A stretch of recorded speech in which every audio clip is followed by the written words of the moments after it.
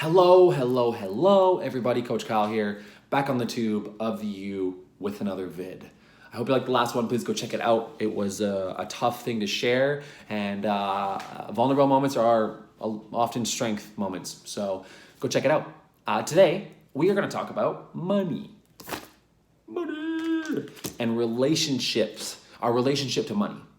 Okay, how we correlate ourselves, how we perceive it, what we do with it. We're going to talk about that. And the reason that I want to talk about this is because this is something that I've been working on for about a month and a half now. And I say that it's been a problem in my life since I was 18 years old, if not probably before that. I know a lot of it stems from my childhood and my visions towards where our family was always at and what happened, and it always does. And so it progresses if you don't face it, and it gets worse. So it got worse. And I became extremely poor with my money management. And what came with poor money management is a poor mindset towards money. That's how it went. So over time, it got worse and worse. And here we are now, making it better, working on it. Evolution. So here we go today. Money management. First of all, what is your relationship to your money? What does money mean to you? What do you use it for? What do you want to use it for? How much money do you want to make? Do you make that now? Is that enough? What's enough? Questions. Ask yourself these because it's important. If you go through these questions, it allows you to kind of understand for yourself what money means to you. And that is important because, yes, when we die, money is so incredibly irrelevant. You will not look back and be like, I made so much money. Yes, that's not going to happen. But what you are going to remember is what you were able to do potentially with money, right? The experiences. You're not going to think, well, I was able to afford that. You're going to be like, I went and did that. And that's where it's going to be, right? So money is important. Money does play a role in our lives. And now what's more important is to understand how to view it, how to organize it, and what energy we give it. I made a goal probably 2 years ago that I believe it was this year in April. So actually I still have time. Wow, that is some twisted universe crap.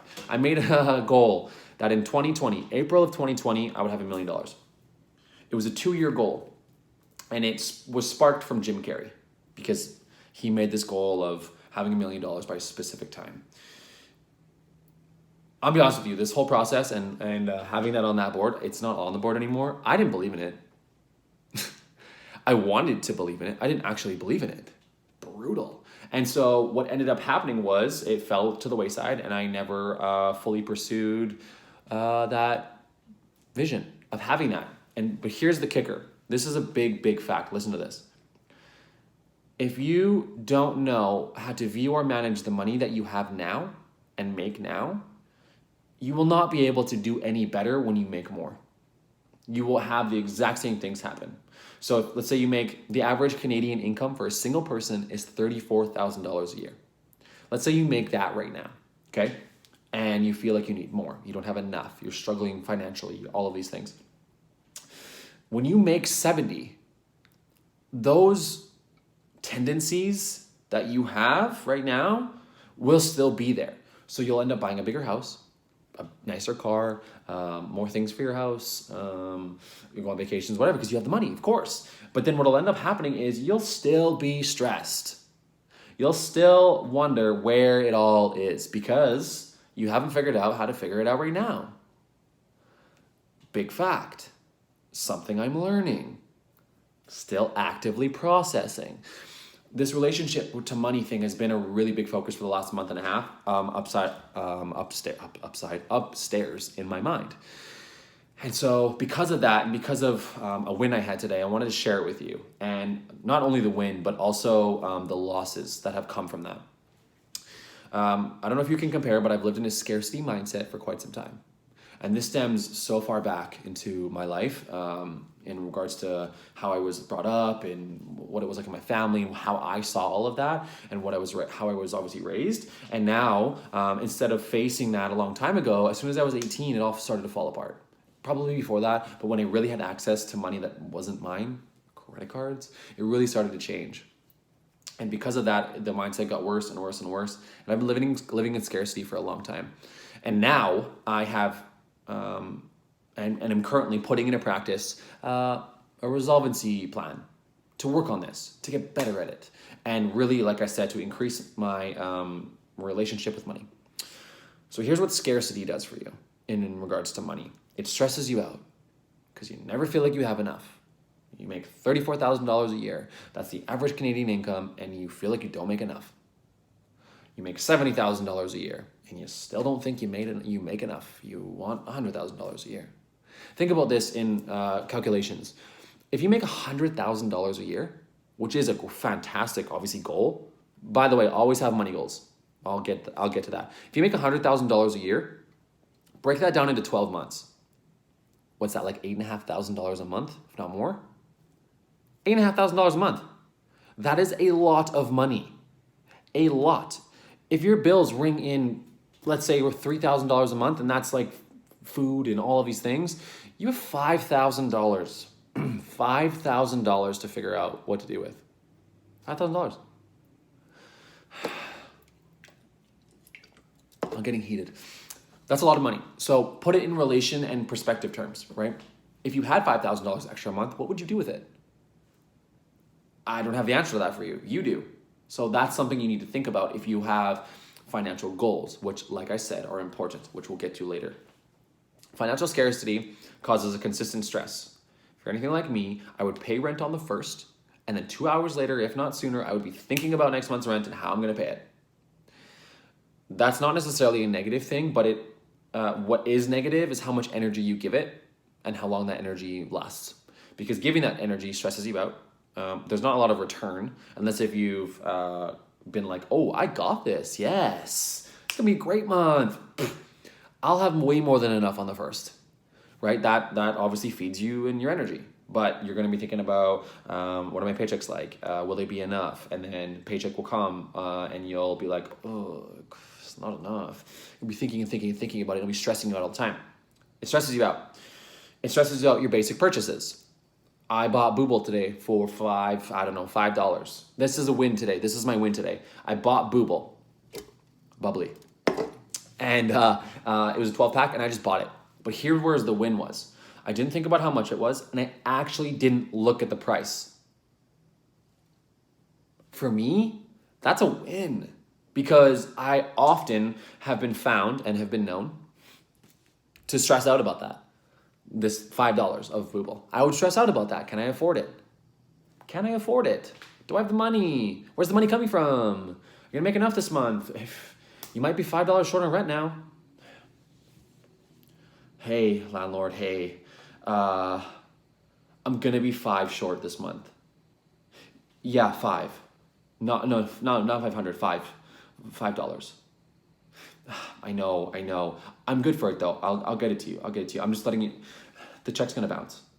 I can't. Okay. No, that's not gonna happen. Basic purchases shouldn't stress you out.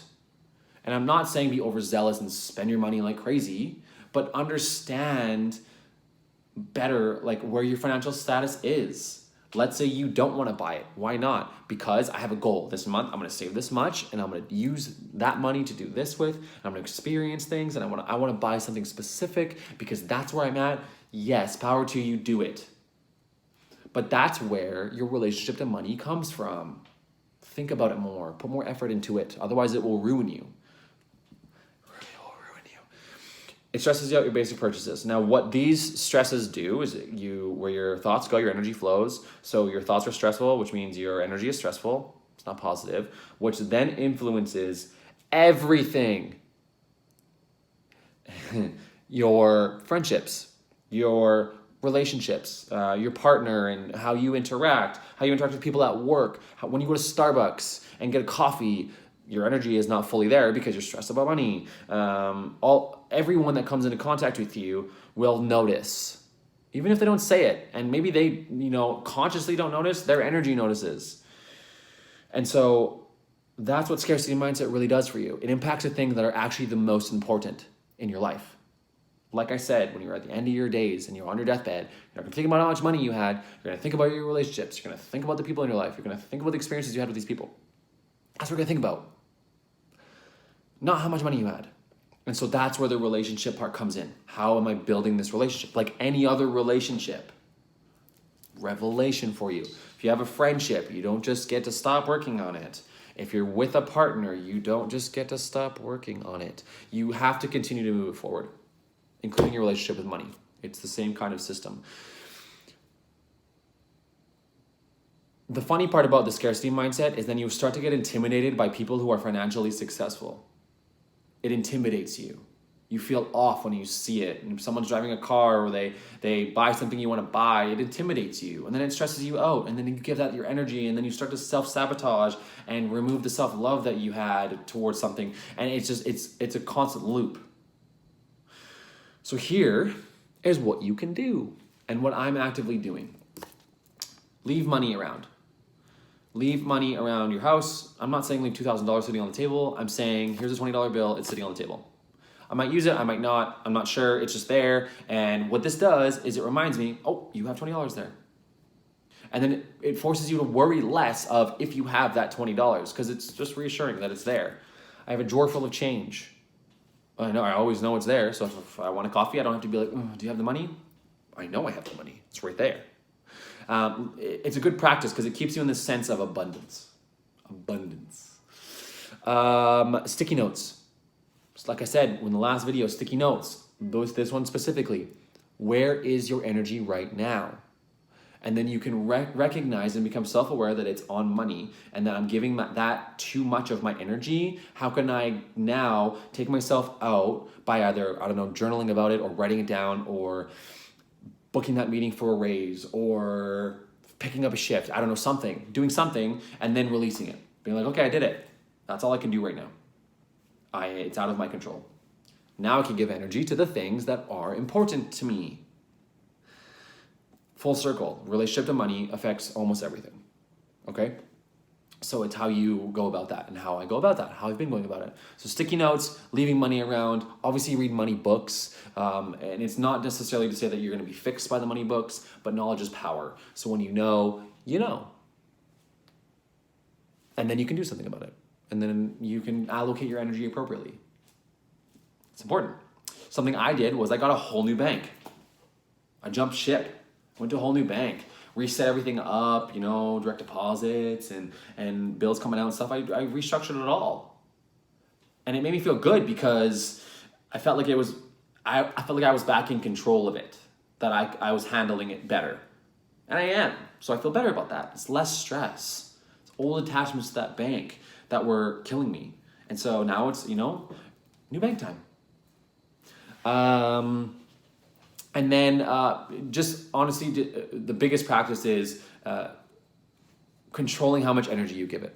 It's the biggest practice that you can practice. How much energy you give that process. And I've been known to give it way too much. And like I said, it affects everything else in your life in not a positive way, unless you are sitting here being like, yes, I have all the money in the world that I could possibly have. I feel great. I didn't touch on this. Financial goals are important. They are important. And it's also to keep you moving forward, right? You don't necessarily have to not be okay with where you're at. But I think that it's important to know that there's still more, that you can still have more. You're in abundance, right? And so if you're in abundance, that means that it's technically unlimited. And so what are you actively doing to pursue more? But remember, if you're gonna pursue more, put in a little bit of work to understand what are you gonna do with it. This is the management part. What are you gonna do with it? If you make 50 now and you want 100, let's say you make 100 tomorrow, what are you gonna do with it? Are you gonna pay off the debt? Okay, cool, then what? Because the debt will be gone. You think you're not gonna put yourself back in debt? Yeah, right. What are you gonna do with it? Are you gonna vacation more? Are you gonna buy that car you always wanted to buy? I mean, there's no judgment towards it. It's just understanding that it's gonna be the same, even though there's more. It's gonna be the same. So what are you doing to plan for that and to understand that better? Yeah. So do your best. And like I said, this is a daily practice, and it has been for me too. A practice, a practice, a practice, a practice. It comes up and I figure it out. It comes up, I figure it out. It comes up, I figure it out. And it's every day, but it comes up and I figure it out. And this has allowed me to allocate my energy appropriately throughout my day. And it kind of frees up your time a little bit because you're less stressed and you give stress less time. It's a nice feeling. So those are the tools. That's how living in a scarcity mindset impacts your life. And I hope there was a lot of value there. I hope there was a lot of value. I feel like there was, because there has been a lot for me. And that means on some level, one of you out there is going to see this and you're going to be like, oh, yes, I'm trying that. Maybe you will, maybe you won't. But hey, the seed's planted. I hope you enjoyed the video. I hope that you felt the energy behind it. And I love you all. I will see you in my next video. And yeah, I never know how to end these things. So, deuces. Ciao.